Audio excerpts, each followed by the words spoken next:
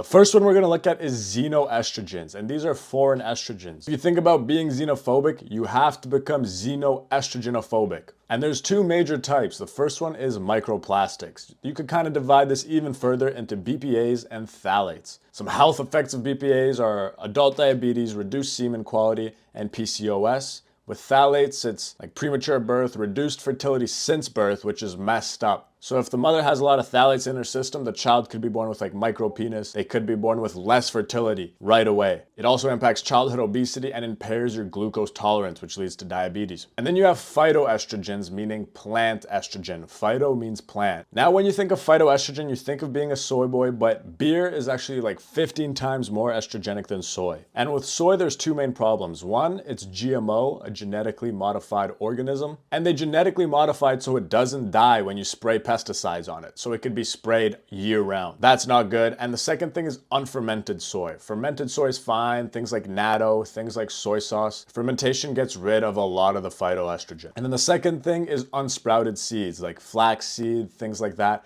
You don't want to have an abundance of these in your diet. So with estrogen, you could have high estrogen or you could have low estrogen, and they both cause problems, but the problem nowadays is usually estrogen dominance. Your estrogen is too high, and this can cause thyroid problems. Breast cancer medication literally stops the production of estrogen. You have infertility and miscarriages going up, low testosterone and low progesterone. And progesterone is the real female hormone. A lot of people think it's estrogen, but you should be focusing on progesterone. And then things like depression, anxiety, and panic disorders, and then a bunch more. And with estrogen, these xenoestrogens are definitely going to play a part in your estrogen dominance, but let's not ignore one of the root causes, which is fat. Fat literally produces estrogen. So if you're above 15% fat as a guy and maybe like 21, 22% as a girl, you probably have estrogen dominance. So how do these foreign estrogens work? They work by binding to estrogen receptors. They basically mimic estrogen. And how prevalent are these things? Well, they're literally in breast milk nowadays. So are pesticides and so are flame retardants. These are all endocrine disrupting chemicals. And the scary part about this is you are most susceptible to this stuff. It's going to cause the most damage long term when you're in the actual womb and when you're a kid going through puberty. As an adult, it has way less impact on you than it would as a kid. And then microplastics have actually just been found in your balls. And there's a huge infertility crisis going on right now. There's studies that say you eat about a credit card of microplastics a week. But the idea is you are consuming a lot of microplastics and they're everywhere. So what can we do to stop that? Okay, so let's look at how to actually avoid xenoestrogens. And the first thing we're gonna do is just stop using as much plastic as you can. Some of the things we're going to focus on replacing, if you have a water bottle, it's going to be stainless steel or glass. Plastic storage items, bags you store fruit in or whatever, you could get silicone ones. A lot of silicone stuff is cheap, so if you stretch it out and it begins to turn white, that means it is infused with plastic. And then plastic Tupperware, you're going to exchange this for glass